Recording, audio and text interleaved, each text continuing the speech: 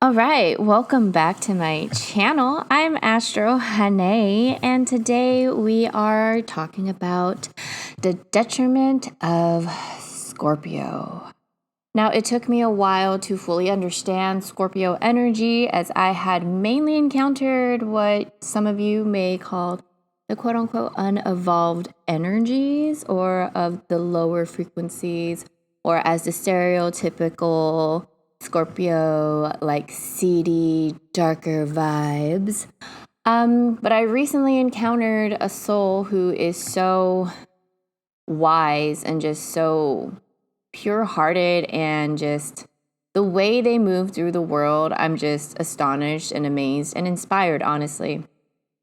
And I had no idea that they had a Scorpio stellium until, had a sweet conversation outside in a garden, and we looked up their birth chart. And that really just blew my mind, because I was just used to, I guess, one perspective of this Scorpio energy, and I knew I needed to know more before I could do this, especially because I was a little bit jaded with my own experiences. If you've followed me beforehand, you've heard in like my friendship one with Elder Jazzy, or the continuation with my 12th house Virgo Chiron thing, that I had this energy, and or two, but one of the energies, definitely Scorpio sun. And I'm like, there's more to Scorpio energy than just the vibes I've been feeling, because other Scorpio placements, I love them. I know a lot of Scorpio moons that are great. I love other Scorpio suns. So I'm like, I will not let this one Scorpio sun just kind of misguide me in how to interpret and experience Scorpio energy, especially because they're more than just a stereotype. Right? The detriment is that they're seedy and self-motivated. Like, they can appear very selfish just because they're ruled by Mars. And especially because their Mars sister sign is Aries. So it could be about me and feeling unjust. But because Scorpio is water and it's closer to the bottom of the body, right? If Pisces are the feet. And you look at the human body as the astrological houses, the 12 houses, and Aries is the top, then Scorpio is closer to the darkness, depths, or whatever. But Scorpio energy, as I've experienced the best parts, can also be super wise. And then when they tap into their Sagittarius, like expanding for abundance, it's really such a magnificent place to be. And then when they utilize the whole Aries justice coin, because Aries and Libra are sister signs, they're 6 months apart, they're across from each other in the circle. And Libra and Scorpio are next door to each other on a calendar. And Mars is shared by Scorpio and Aries. Scorpio also is very much for the betterment of humanity and is seeking justice for all, and really for themselves, but at the core, too, the essence is for everyone. Because, a lot of Scorpios have the tendency to compare how others are treated and then how they're treated, and usually they will feel like the black sheep, like life is unfair to them. They are being projected,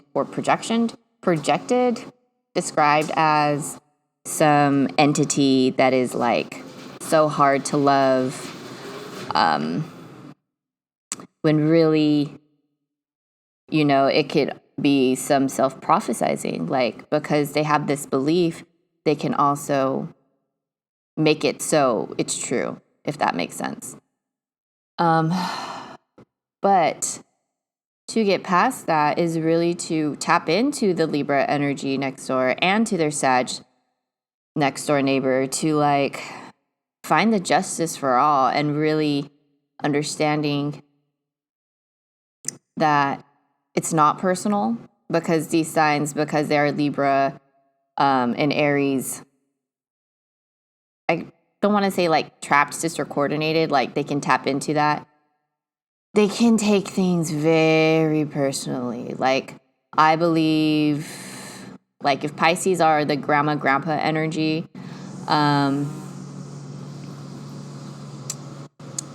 I think Cancers are a little bit more baby, because they're cardinal, so they're more upfront about their hurt and they're a little snappy, right?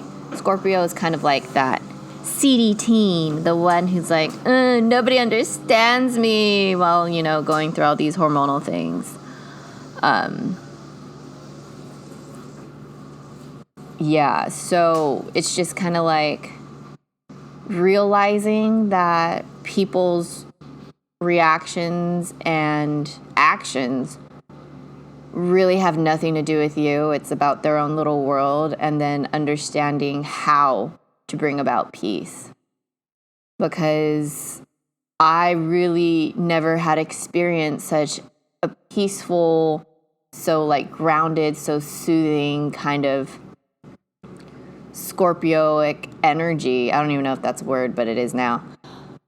Until I understood this person, and I'm like, wow, they're using their stinger not to attack others, but as like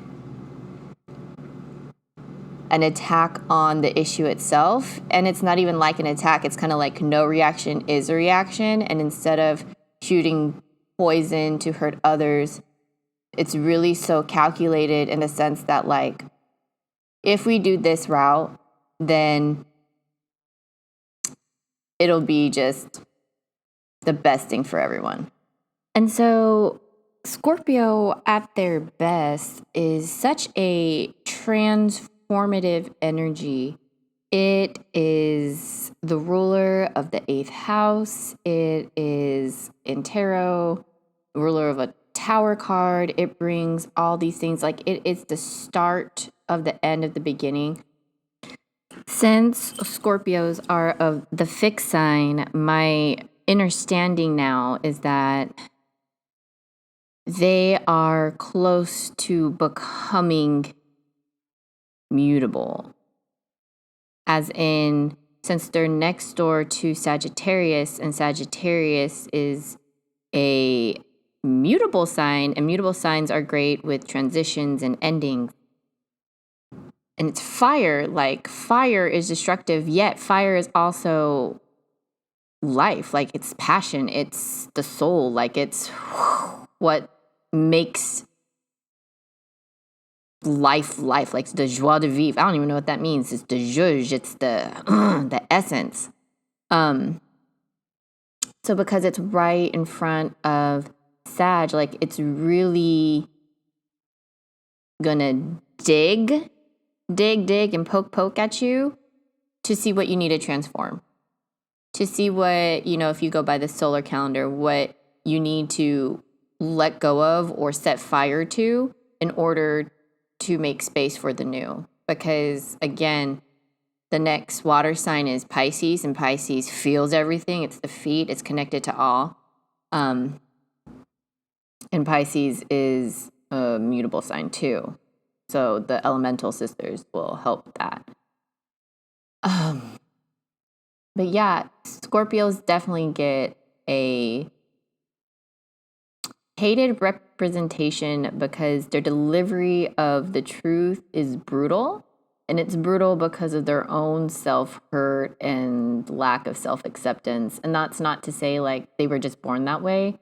A lot of Scorpios were born into or from, like, hard situations. Like, maybe there's a death in the family and then they were born or something like that. It's just detrimentally, Scorpios can really be a-holes in terms of just, like, giving you shit and making you feel unworthy. But on the flip side of that, they are also some of the most loving and dedicated people because they see you in all the essence, they feel you, they understand the nitty gritty, they know what it's like to feel like the black sheep, to be left out, to not feel like you matter. And so I think it's important for Scorpios and just everyone in general to always like give yourself grace, give yourself space and forgiveness. And honestly, give yourself some hugs, because at the end of the day, a lot of us are physical touch, even if we don't like being touched, but that's because we're so sensitive that we need it. And honestly, we don't get hugs anymore. And hugs just, it's one of the best free medicines, in my opinion. I'm a bit biased because physical love language is definitely like my top. So, I think that's all I'm called to say. I have a high respect for Scorpio energy. I've been on receiving ends of both kinds. Yes, one Scorpio definitely told me in many different ways, not even the most kindest ways, that I should unlimit myself in my professional life, or that it was time to, since I kind of already knew I wasn't going to initially stay at where I'm at. And another one showed me that sometimes the Scorpio energy is the kindest, and it can really hold your hand and lead people into a really kind communal space. And it's just kind of really beautiful to witness, because a lot of this world just has kind of quote unquote unevolved Scorpio energy. But when you meet the most evolved and elevated state, it is gorgeous. And I'm so excited to have witnessed that and experienced that. And so I know there's hope for everyone, and it's really just like a choice, and it's whatever narrative and story perspective you're telling yourself, whatever lies you have internalized. I can't change you for you. It has to come from you. You have to motivate yourself, and keeping that and embodying all the change is rough. It's not easy. And anyone who says it is lying, because to come into the light means you had to have gone through your shadows, and going through your shadows is really going to hold you accountable and recognize that you've been a major villain in your own life story, which is kind of like the Scorpionic energy that is the stereotypical thing when most people think of Scorpios.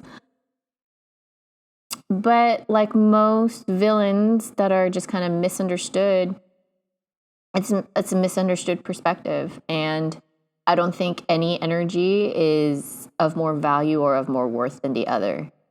And Scorpios are really good at seeing other people's value. And either because they're Mars, so they take action upon it and they make people feel great or worse about themselves, or they can channel that where they can harness people's strength to effect a better change.